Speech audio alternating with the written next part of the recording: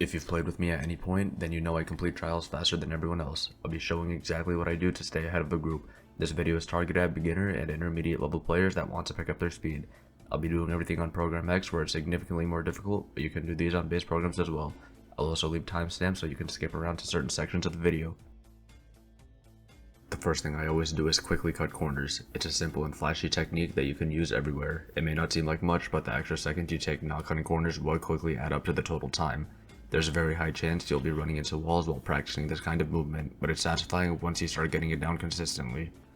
Keep in mind, cutting corners is much harder when playing on higher ping or in a different region. You can apply cutting corners to your pathing. It's pretty straightforward, and I personally try to maintain running in a straight line whenever I'm on the way to an objective. You've probably seen me run into Psychosis mines on purpose. That's because it's another mechanic that can be abused. Enemies won't see you while you're in Psychosis, which gives you a small time frame to complete an objective unharmed. If you're carrying a heavy object and lets Gunnerman hit you, you will regain stamina even while you're running. Notice that I use Psychosis with a purpose, and I'm not just running into every single mine for no reason. I use Antitoxin because of this. I complete objectives fast, so I don't need to be in Psychosis for extended periods of time. Closing doors is helpful for getting away from enemies and slowing them down. When you're a beginner, you would usually close the door behind you and lock it for this reason. As you progress and become better, you can start full sprinting and closing doors behind you, which also gives you a momentary speed boost. Consider if the door is open towards or away from you. This will affect your timing when you close the door. Here's a reference picture you can remember doors by. You should be sprinting if you want to close doors behind you, otherwise it won't work. If a door is open towards you, you'll want to close the door when your player passes the doorknob. If you do it any earlier, you will close the door right in your face. The timing is a little tricky to nail when the door is opened away from you. While full sprinting, you want to close the door almost immediately after aligning yourself with the door frame. Doing so any earlier will close the door right in your face. If you want to practice this without getting harassed by X-Puffs, you can do this while in the sleep room. This is where I've taught a bunch of my friends how to do it. Keep in mind there's about a 2-second delay before you can interact with the door right after opening or closing it.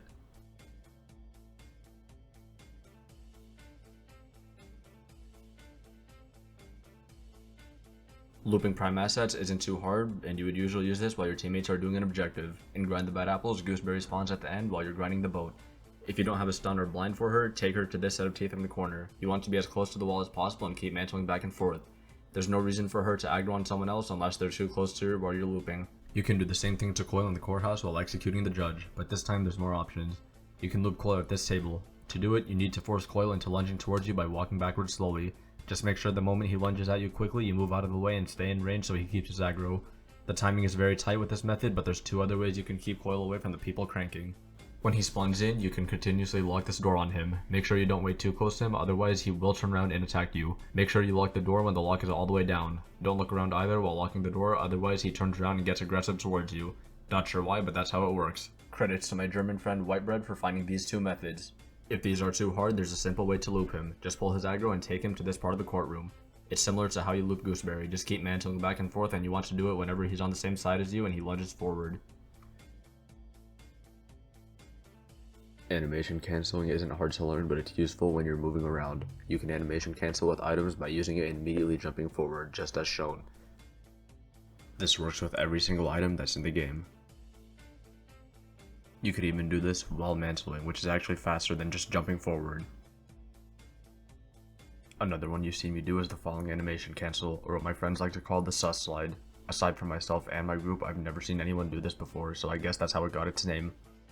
And this is me about to do the sus slide. Too easy. Let's go, let's go. Sus slide, nice. Sus slide. Destroy my career. Oh, she's right there. Sus slide. To do the sus slide, you have to run to the co-op jump diagonally. For this specific one, I slide right before my foot touches the corner of this blue and white sign. The same thing applies for the other side. You can pretty much do the sus slide on anything that has an elevated surface or a co-op jump. If you run forwards into the co-op jump, you slide too late, which puts you in the falling animation. This is with the exception of the co-op jump at the top of the root canal. That's because you actually have space to run forward and slide.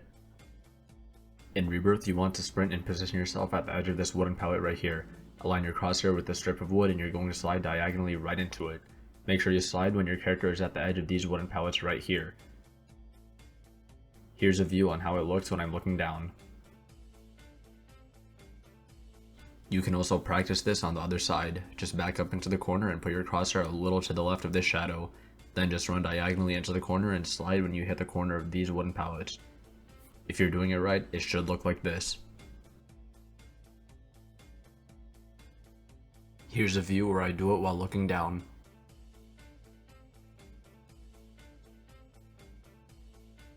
All X-Pops have 3 stages they're constantly in: patrolling, searching, and aggressive. If they're patrolling, they're usually walking back and forth until something triggers them.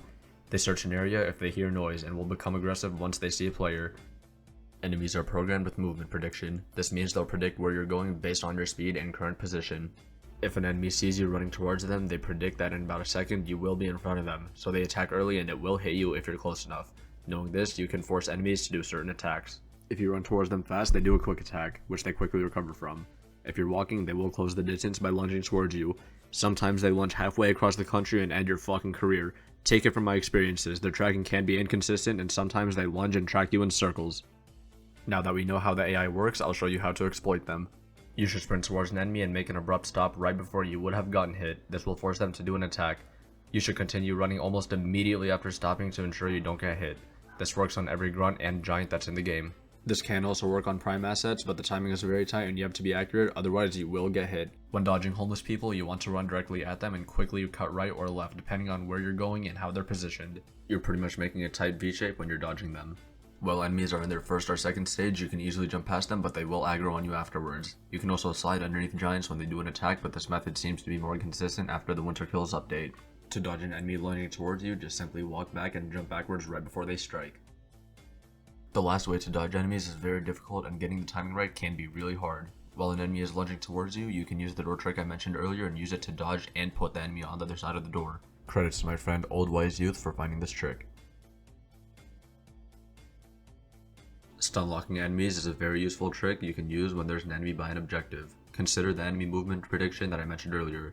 We'll be using this to stunlock enemies. Keep in mind when you're first learning this, the timing may be a little difficult. Run towards an enemy and force them into a quick attack. Instead of running around them, you want to jump backwards. To keep them in place, continue to run to them when they almost recover from their quick attack. The only enemies this doesn't work on is the prime assets and giants with a weapon. Their attack patterns are different from the average X-Pops and you can't really keep them in place with this. Putting that aside, you can do this anywhere and I personally find myself using it the most at the end of a trial when no one has their rig. Credits to my friend Milka for finding this trick. After the blind nerf, it's been more difficult to solo trap giant because of the short cloud duration. One of my friends actually found another way around it. Start by placing a blind in front of the door far enough to where it will trigger and giant will just barely be inside. Run back and open the garage from the very right side. For some reason, the giant can't hear you through the wall. In Gather the Children of God, you can throw a stun at the window in the beginning to immediately close the sound gate. You won't have to avoid sound traps because the gate will be open by the time you get to it. When doing radios, you don't need to be completely accurate. The radio will adjust itself if the left side of the frequency matches the pattern you have to replicate. When you finish a rebirth and don't want to watch the cutscene, you can leave right after bashing the employees only door. This will have you skip to the end and load right back into the sleep room. This also counts as rebirth, so you don't have to worry about redoing the trial. These are my stats at the time I finished making this guide. As always, I enjoy playing with new people, so feel free to add me on Steam. If you want to see more speedruns or just some crazy players in general, join my friend's Discord link in the description. Let me know what kind of guides you want to see next.